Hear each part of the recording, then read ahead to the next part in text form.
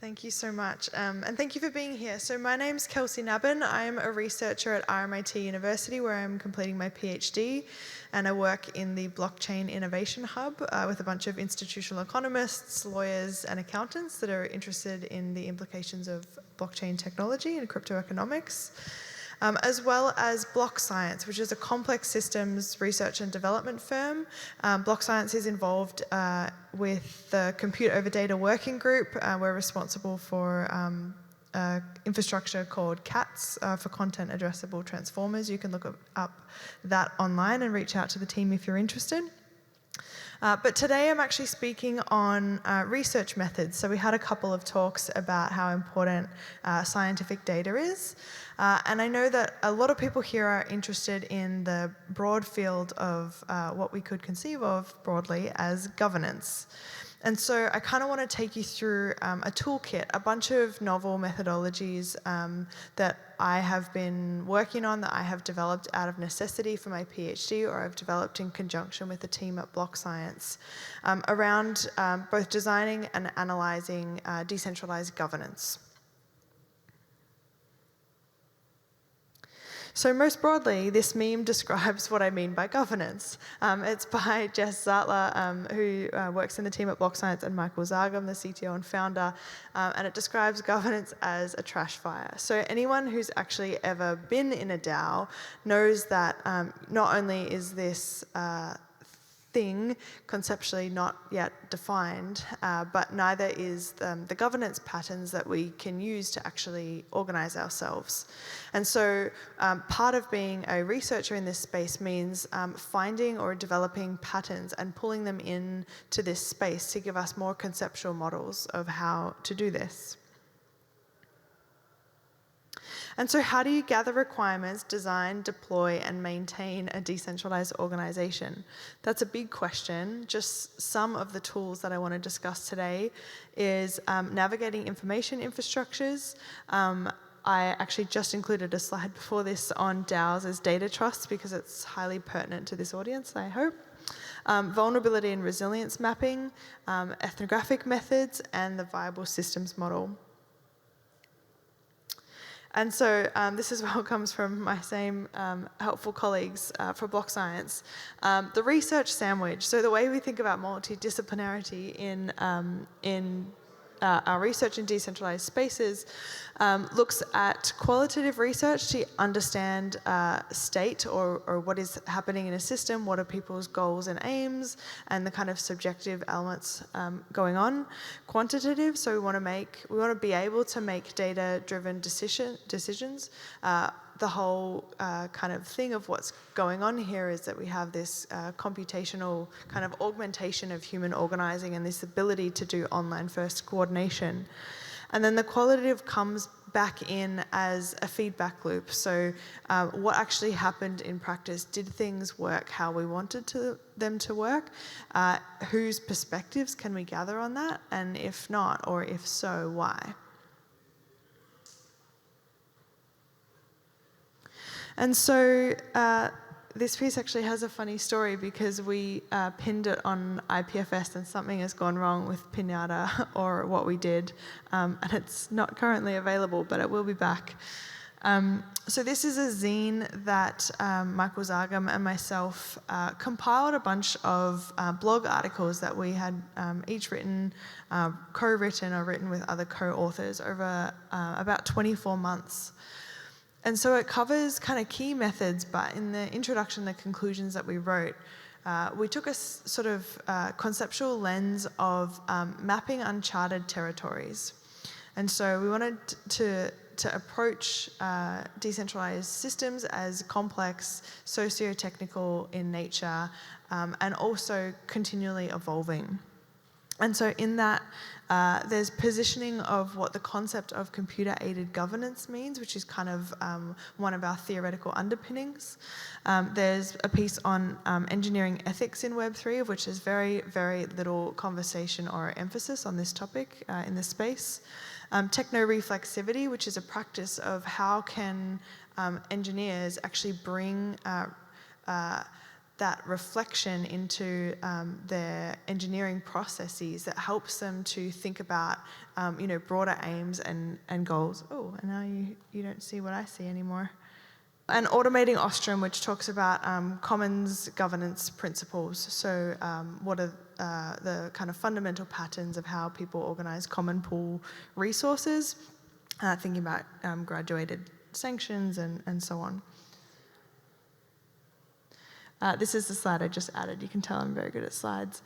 So DAOs as data trusts is really about taking existing legal patterns of how to govern data with the interests of vulnerable populations. And by vulnerable, I mean adjacent to or in comparison to their negotiating parties.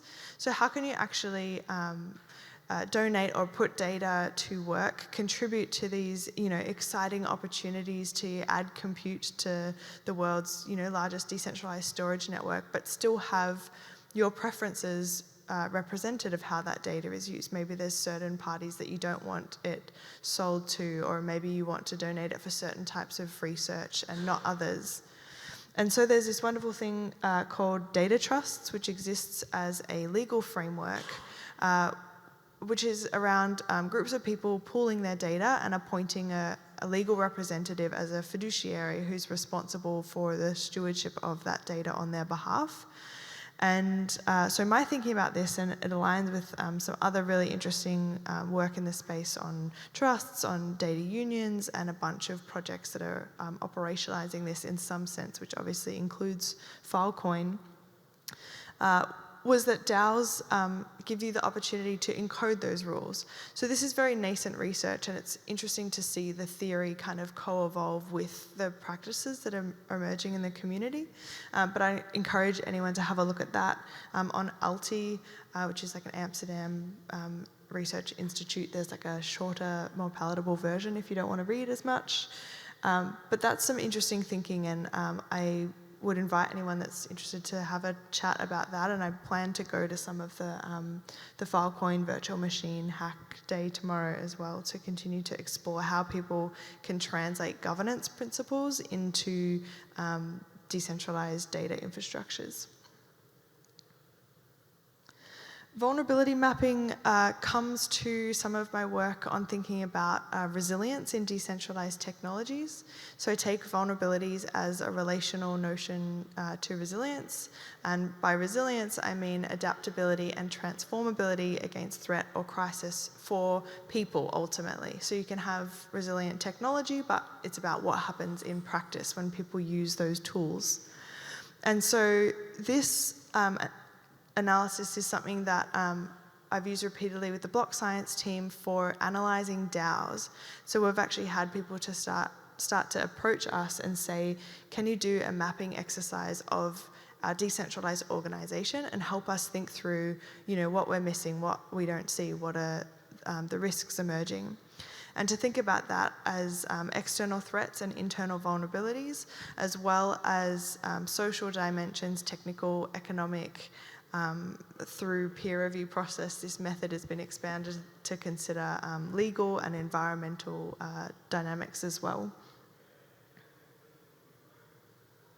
So this is vulnerability mapping in practice. You can read that on the Block Science blog, but that was a kind of 3-month long and then sort of 4-month review period that we did with Lido DAO, thinking about vulnerabilities in Lido, which is liquid staking on Ethereum and almost every other protocol. So this is kind of the level of gravity, I guess, to some of these, methods that are being developed, but for tools that are in play and in practice and have, enormous amounts of capital and infrastructure at stake. The ethnography of a DAO. So my primary research method is an ethnographer, and that is a method that comes out of anthropology. So the way I describe it is it's sort of first known as, going and interacting with unknown communities, taking a boat to the other side of the world, you land on the shore. What do you see? What do you experience? What do you feel? How do you participate in the local practices and rituals, community and culture? And what are the insights that you gain from that?